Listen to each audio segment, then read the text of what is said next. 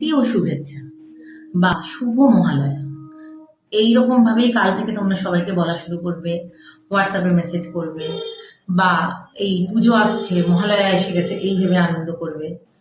তো আজকের ভিডিওটা এই শুভ কথাটাকে নিয়ে এবং মহালয়া কি এটা বলার জন্য। আমার মনে হয় তোমাদের প্রপার এক্সপ্লেনেশনটা জানা দরকার মহালয়া কি, আর এই কথাটাকে শুভ মহালয়া বলাটা ঠিক নয়। তো আমি ছোট করে তোমাদেরকে বলছি, তোমরা একটু ভালো করে বোঝার চেষ্টা করো যে তোমরা এই মহালয়া নিয়ে যেটা বলছো সেটা ঠিক বলছো না, এবং তোমাদের এটাকে রেকটিফাই করাটা দরকার। এবং আমার মনে হয় with all due respect to all other religion, মানুষের নিজের ধর্মের শিকড়টা জানা দরকার। তোমরা কে ঈশ্বরকে বিশ্বাস করবে, কে রিচুয়াল বিশ্বাস করবে, কে রেমেডি বিশ্বাস করবে, সেটা তার পার্সোনাল ব্যাপার। কিন্তু যে ধর্মের অন্তর্ভুক্ত হয়ে আছো অন্তত সেইটার নিয়মটা বা সেটা কি বা কেন আমরা পালন করছি এইটুকু জানাটা আমাদের ভীষণ ইম্পর্টেন্ট বলে আমি মনে করি।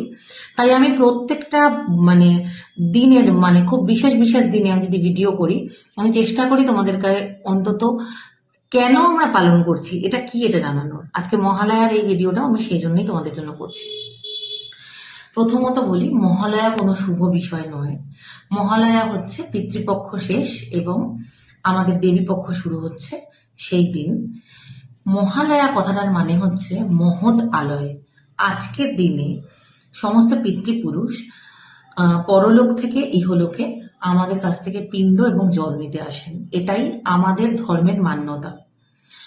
তো তো আমরা সবাই শুভ মহালয়া শুভ মহালয়া বলি। এই শুভ মহালয়া কেন বলি সেটার কারণটা হলো, আমরা রেডিওর ওই মহিষাসুর মর্দিনী প্রোগ্রামটাকে মহালয়া ভাবি না।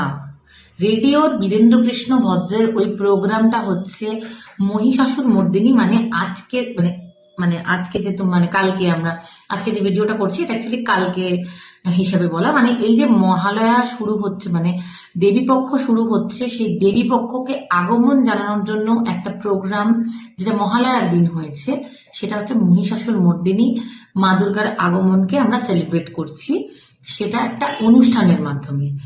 আর মহালয়া হচ্ছে পিতৃপক্ষের সেই দিন, যেই দিনে আমাদের পরলোক থেকে সমস্ত পিতৃপুরুষরা এসে আমাদের হাত থেকে জল এবং পিণ্ডদান নিয়ে যান।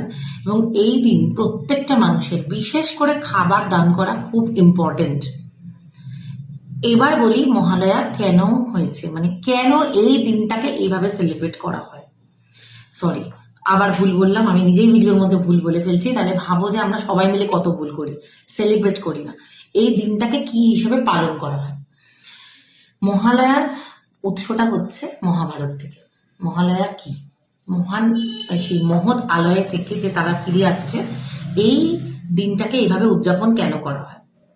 কর্ণ যখন স্বর্গে পৌঁছান, তো কর্ণকে স্বর্গে প্রচুর স্বর্ণ আর রত্ন খেতে দেওয়া হয়।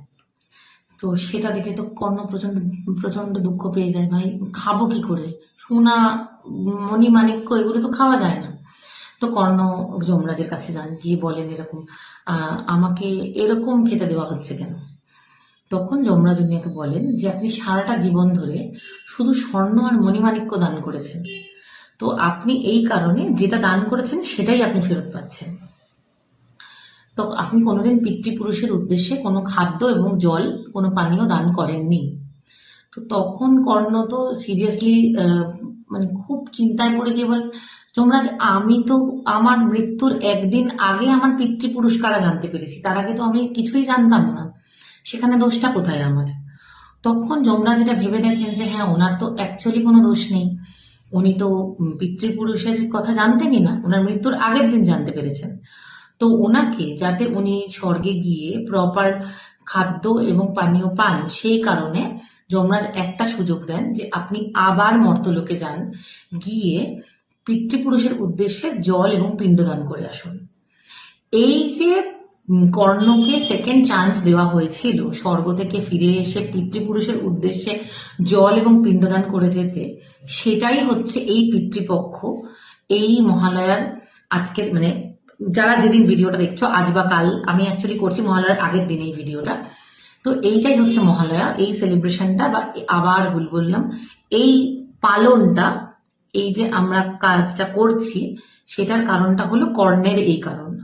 তো আমরা যদি কারোর বাড়িতে শ্রাদ্ধানুষ্ঠানে যাই বা কারোর বাবা মা মরে যায়, আমরা কি বলি হ্যাপি শ্রাদ্ধ বা শুভ শ্রাদ্ধ? আমরা বলি কি? বা শ্রাদ্ধের কার্ডেও, এখন তো আর কার্ড খুব একটা হয় না, তাতে ওম লেখা থাকে। কোথাও কি দেখেছো শুভ লেখা আছে?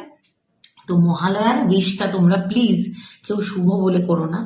ভীষণ স্ট্রং একটা দিন।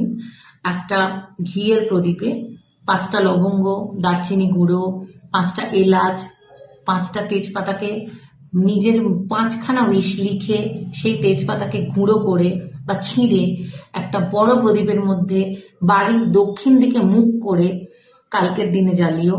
এবং পিতৃপুরুষের উদ্দেশ্যে যদি তর্পণ কেউ করতে না পারো, করলে তো ভীষণ ভালো, তাহলে অন্তত গরিব মানুষকে খাবার দান করো, জল দান করো। এটা ভীষণ ভালো দিন এগুলো করার জন্য। তো কালকেই দেবী পক্ষের শুরু, সেই জন্য মহিষাসুর মর্দিনী সবাই দেখো, সবাই পুজোয় খুব আনন্দ করো, কিন্তু মহালয়ার দিন শুভ মহালয়া বলো না।